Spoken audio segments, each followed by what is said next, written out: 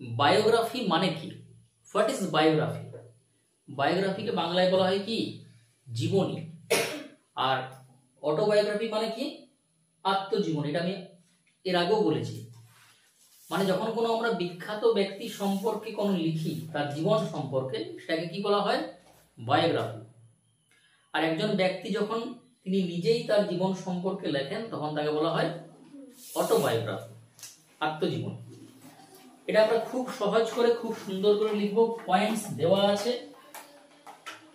যে কোনো পরীক্ষায় পয়েন্টস দেওয়া থাকবে, ঠিক আছে? সেই পয়েন্টস গুলোকে আমাদের ধরে ধরে লিখতে হবে, ঠিক আছে? ফলে এই যে লেখাটা লিখছে, সেটা আমি কিন্তু ক্লাস 5, 6, 7 অবধি লিখা যাবে আর কি। 5 to 7 অবধি আরাম, মানে খুব সহজে লিখা যাবে। হ্যাঁ, এবং এখানে আমরা কিন্তু শিখছি লেখাটা। যারা একবারেই রাইটিং এ কাঁচা, হয়তো এমনও ছেলে মেয়ে আছে যারা ক্লাস 10-এ পড়ছে, 11-এ পড়ছে, কিন্তু লিখতে পারে না। ফলে এই ক্লাস কিন্তু তাদের জন্য, বা যারা রাইটিং শিখছে আর কি, লেখা লিখতে শিখছে, তাদের জন্য এই ক্লাসটা। একদম আমরা শুরু থেকেই শুরু করছি, লেখার চেষ্টা করছি। এবং তোরা প্রত্যেকে লিখলিস, লেখার চেষ্টা করছিস, প্রত্যেকে ভালো ভালো লিখেছিস। হ্যাঁ, এক জায়গায় একটু গ্রামাটিক্যাল মিস্টেকস আছে, বাকি ওভারঅল ঠিক আছে। চলো, আচ্ছা, প্রথমেই একটা পয়েন্ট দিবি মাঝখানে, বিদ্যাসাগর, বা এর পুরো নাম কি ছিল? ঈশ্বরচন্দ্র বন্দ্যোপাধ্যায়। এটা কিন্তু রেড কালি ইউজ করিস না, ব্লু বা ব্ল্যাক। হ্যাঁ, পাতার মাঝখানে লিখবি। দেখ, আমাদের ফার্স্ট পয়েন্ট কি আছে? পণ্ডিত। অর্থাৎ প্রথমেই কোনো ব্যক্তির সম্পর্কে একটা ইন্ট্রোডাকশন দিতে হয়, যে তিনি কে ছিলেন, তাই না? তাহলে বিদ্যাসাগর কে ছিলেন? একজন মহান পণ্ডিত, বা ইংরেজিতে বলা হয় স্কলার। তাহলে পণ্ডিতও লিখতে পারিস, স্কলারও লিখতে পারিস। তাহলে কি লিখবি? ফার্স্ট পয়েন্ট লিখ যে বিদ্যাসাগর ওয়াজ, দেখ ছিলেন মানে কি? এখন তো তিনি নেই, তিনি ছিলেন মানে কি? Past tense. তাহলে বিদ্যাসাগর ওয়াজ এ গ্রেট, কি লিখবি? পণ্ডিত, PANDIT। আচ্ছা, তোরা এখানে ঈশ্বরচন্দ্র বন্দ্যোপাধ্যায়ও দিতে পারিস, বাট বিদ্যাসাগর আমি দিচ্ছি যেহেতু পয়েন্টসে লেখা আছে এগুলো। তাহলে বিদ্যাসাগর ওয়াজ এ গ্রেট পণ্ডিত। আর কি দিতে পারিস? টিচার দিতে পারিস, তাই না? তাহলে যেমন আছে, আমি খুব সহজ করে লিখছি আর কি। আচ্ছা, born on 26 September 1820, কি লিখবি? হি, আচ্ছা, হি born না হি was born? He was born. He was born on, আচ্ছা, আমরা জানি যে কোন ডেটের আগে কি বসে? অন বসে। তাহলে কি লিখবি? on 26 সেপ্টেম্বর কত সালে? 1820। হয়ে গেল, দুটো সেন্টেন্স হয়ে গেল। আচ্ছা, থার্ড সেন্টেন্স কি লেখা রয়েছে? প্যারেন্টস ঠাকুরদাস বন্দ্যোপাধ্যায় এন্ড ভগবতী দেবী। তাহলে কি লিখবি? যে হিজ প্যারেন্টস ওয়ার, তার বাবা মা ছিলেন। দেখো কত সহজ, হিজ প্যারেন্টস ওয়ার। কি লিখবি? His parents were. আচ্ছা, প্যারেন্টস মানে কি? বাবা মা। আর প্যারেন্ট মানে কি? হয় বাবা না হয় মা, যে কোনো একজন। ক্লিয়ার? তাহলে দুজন আছে, হিজ প্যারেন্টস ওয়ার, কি দিবি? ওয়ার। তাহলে his parents were Thakurdas Bandyopadhyay, PADHYAY। ওকে, আর মা কে ছিলেন? And Bhagavati Devi,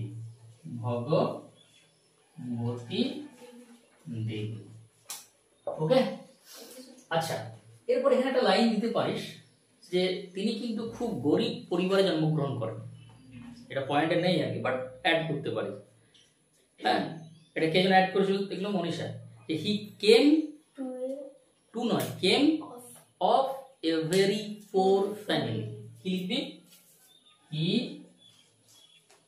came A very poor family, এর মানে হচ্ছে তিনি খুব গরিব পরিবারে জন্মগ্রহণ করেন।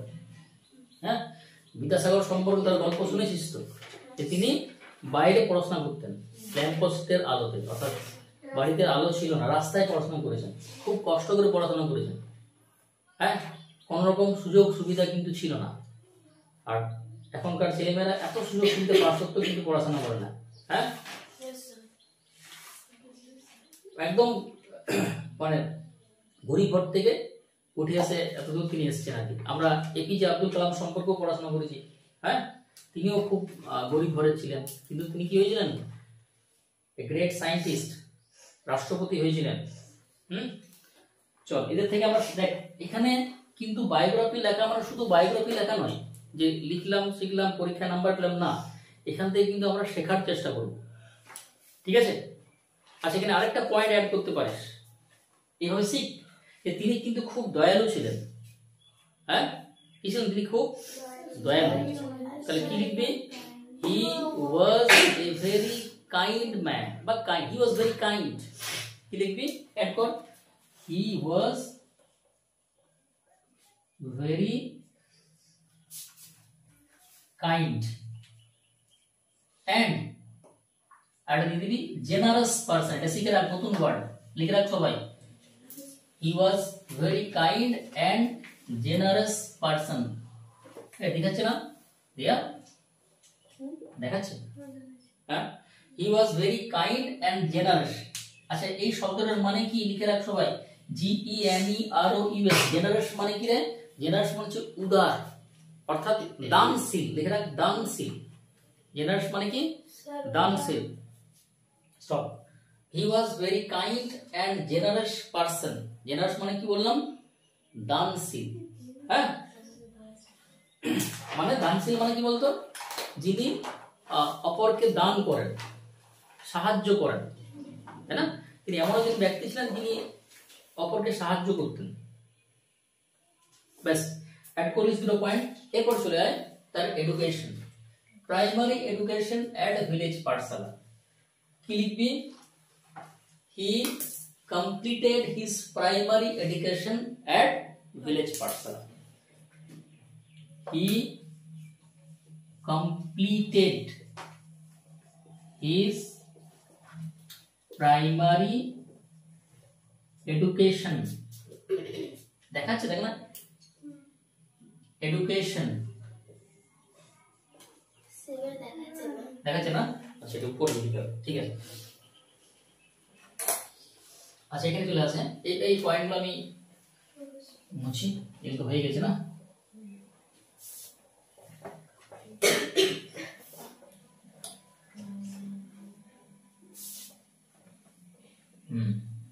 চলে, আচ্ছা, এখানে চলে আসছি আমরা। He completed his primary education কোথায়? At ভিলেজ পাঠশালা, है ना? এরপর চলে আয় higher education from Sanskrit college. লিখতে পারিস দেন হি কেম টু কলকাতা। কি লিখবি? দেন, তারপর হি কেম টু কলকাতা, তারপর তিনি কোথায় এসেছিলেন? কলকাতায় এসেছিলেন। ওকে, and there and he studied at Sanskrit college. ঠিক আছে, কি লিখলি? দেন হি কেম টু কলকাতা, তারপর তিনি কলকাতায় এসেছিলেন, and studied at Sanskrit college, এবং সংস্কৃত কলেজে তিনি কি করেছিলেন? পড়াশোনা করছেন। এটা ছিল তার হায়ার এডুকেশন। এবং তিনি পরে জেনে রাখ, তিনি পরে কিন্তু সংস্কৃত কলেজের প্রিন্সিপাল হয়েছিলেন। ঠিক আছে, letter he became the principal of Sanskrit college. যে কলেজে পড়াশোনা করেছেন সেই কলেজের প্রিন্সিপাল মানে অধ্যক্ষ, কলেজের হেড। আচ্ছা, এরপর দেখ স্টপ চাইল্ড ম্যারেজ। তিনি বাল্য বিবাহ বন্ধ করেছেন। তাহলে কি লিখবি? হি স্টপড, আচ্ছা এটা মুছি আমি, হ্যাঁ, হি স্টপড, এটা এই পয়েন্টটা বলে লিখছি না, he stopped child marriage and, এটার সাথে জুড়ে দিতে পারিস started widow remarriage, widow remarriage মানে তিনি বাল্য বিবাহ মানে মেয়েদের যে ছোটতে বিয়ে হয়ে যেত এটা তিনি রোধ করেন। And started widow remarriage, widow remarriage মানে কি? বিধবা বিবাহ তিনি আইনটাকে প্রচলন করেন, শুরু করেন। ঠিক আছে। আচ্ছা নেক্সট পয়েন্ট কি আছে? রোট মেনি বুকস, অর্থাৎ তিনি অনেক বই লিখেন। কি লিখেন? অনেক বই লিখেন। তাহলে কি লিখবি? He wrote many books and set up schools. আচ্ছা সেট আপ মানে কি রে? সেট আপ মানে হচ্ছে প্রতিষ্ঠা করা, তাই না? এখানে দিতে পারিস ফাউন্ডেড, একটা ওয়ার্ড, এস্টাবলিশড দিতে পারিস। তিনি অনেক স্কুল কি করেন? প্রতিষ্ঠা করেন। আচ্ছা আমরা একদম শেষ জায়গায় চলে এসেছি। তিনি কত সালে মারা যান? 1891। তাহলে কি লিখবি? আচ্ছা বলতো হি ডায়েড না হি ওয়াজ ডায়েড? He died. আমি আগে বলেছি ওদের যে হি ওয়াজ ডায়েড নয়, কি লিখবি? He died. তাহলে হি ডায়েড অন কত আছে? 29শে জুলাই 1891, তাই তো? আচ্ছা তোরা শেষে একটা পয়েন্ট দিতে পারিস, তোদের পয়েন্টটা আমি আগে বলে রেখেছি, হ্যাঁ, যে তিনি চিরকাল আমাদের হৃদয়ে বেঁচে থাকবেন, তাই তো? এই পয়েন্টটাকে মুখস্থ রাখবি। এটা কিন্তু যে কোনো, সেটা বিদ্যাসাগর হোক, নেতাজি হোক, গান্ধীজি হোক, রবীন্দ্রনাথ ট্যাগর হোক, এই পয়েন্টটা কিন্তু লাস্টে অ্যাড করে দিবি। হ্যাঁ, কি করবি? হি will remain ever alive in our hearts, অর্থাৎ তিনি চিরকাল কি আমাদের হৃদয়ে বেঁচে থাকবেন। এটা মুখস্থ রাখবি প্রত্যেকে। হ্যাঁ, হি will remain মানে কি বলতো? থাকা। এভার মানে কি? চিরকাল। alive মানে কি? জীবন্ত। in our hearts মানে কি? আমাদের হৃদয়ে, আমাদের মনে। তাহলে তিনি চিরকাল, এটা will, তিনি চিরকাল আমাদের হৃদয়ে বেঁচে থাকবেন। ঠিক আছে, দেখ কত সহজ করে লিখলাম।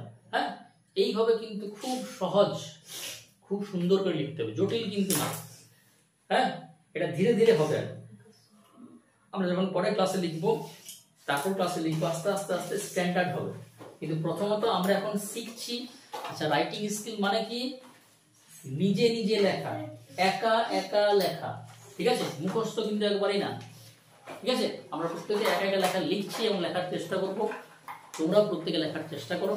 ওকে, থ্যাংক ইউ।